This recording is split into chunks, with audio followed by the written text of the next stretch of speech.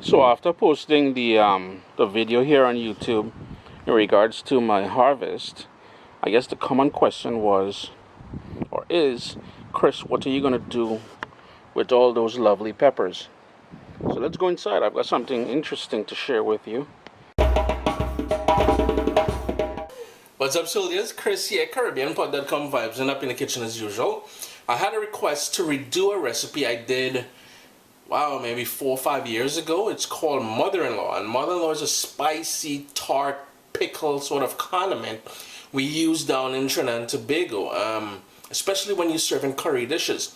Rather than redo that recipe I've already done, I'm going to do something a little bit different, which is a Canadian take on that same mother-in-law. So this is a Canadian mother-in-law. Let me see how spicy she is.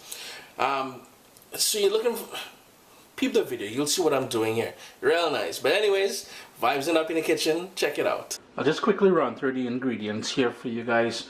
Two things I want to point out from the start is that if you're using fruits as I am, so like the apples and stuff like that, try to get ones, you know, most grocery stores here in North America cover them in wax. You want them wax free because we'll be using the skin and everything. While the wax isn't dangerous for you, or they wouldn't put it on there, I personally don't like using it with the wax on there. The other thing is you want to wash everything before we get started, because washing it later will tend to be a little bit challenging.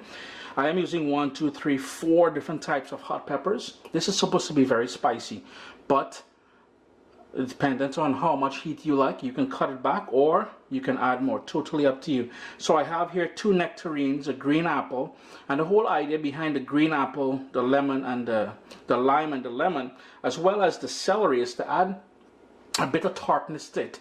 We would typically use green mangoes for that tartness, but here we're trying to avoid any sort of tropical fruits by using these. So we've got a red apple, green apple, 2 limes, a lemon, a pear, red onion, those 4 peppers, 2 scallions, 2 stalks of celery. I'll also need some black pepper as well as some salt. I'll be using sea salt. The other thing I'll use is probably some cilantro, and you can also use some cucumber if you wanted to. The trick is, once you start cutting this up, and you're going to see how small I cut it up, you want it to all be uniform in size.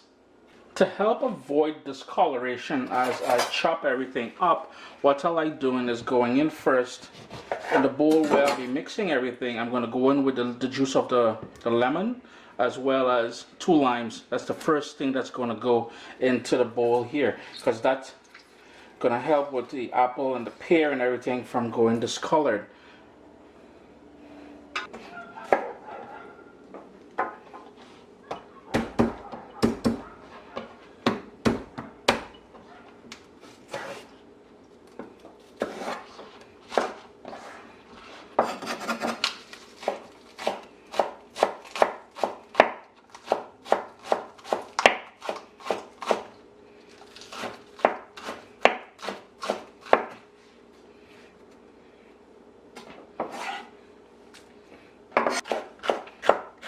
Now, when cutting the peppers, I want you guys to be aware of something. Maybe this one will be easier to show you all. If you want to control the heat, as we've discussed before, the seeds and that sort of white membrane here, you can cut that out and discard it. That's where most of the heat lies. Now, I know with my peppers here, they're live, man. I can really smell it. It's jumping out at me. So I must also caution you, wear gloves and wash your hands immediately after with soap and water. And as you would have seen me cutting the scallions there, you really want it nice and fine, because the whole idea is to have something that is a condiment, and the whole idea behind mother-in-law, and maybe some of you who are watching this would be able to correct me or not, but the name comes from, I would assume, being, you know, mother-in-laws are supposed, your mother-in-law is supposed to be spicy or have a mouth that she can't control. I know there's something called daughter-in-law as well, but we're doing mother-in-law at this point here. And the whole idea, as I mentioned before, is to have a sort of a side sort of condiment for curry dishes. So when you're eating your curry aloo or chicken or whatever, you would have this on the side to accompany it. I'm going to go ahead and continue chopping everything up here. Now with the apple, what I would suggest doing, and I'm sure you can use a food processor for this, but I much prefer the texture that I can control the texture basically. So I like cutting it into slices. Actually, you can cut off one slice and then it will stay for you. You can discard that one there. And the whole idea here is to cut it into slices like so. So maybe about half a centimeter or something. After which you stack it. You go into like matchstick.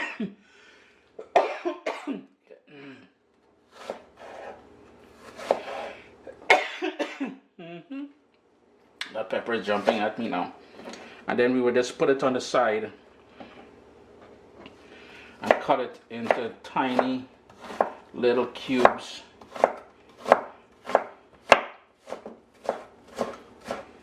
And I would do the same for all the fruits that I'm using, the pear,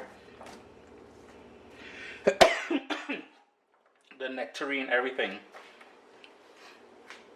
So there you go. Just going to dump that, and that is why we started off with the lemon juice in the bowl first, so it will prevent, and you need to keep mixing it in there to prevent discoloration.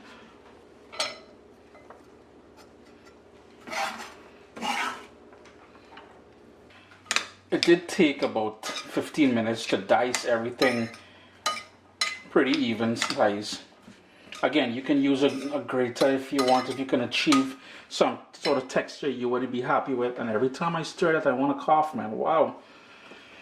I've got a few more ingredients to go in here. Yeah, and the other thing is you can use a food processor. Before I continue, if you're watching this video and you know the origins of the word mother-in-law or daughter-in-law when it comes to this condiment, please leave a comment below. I'd love to know.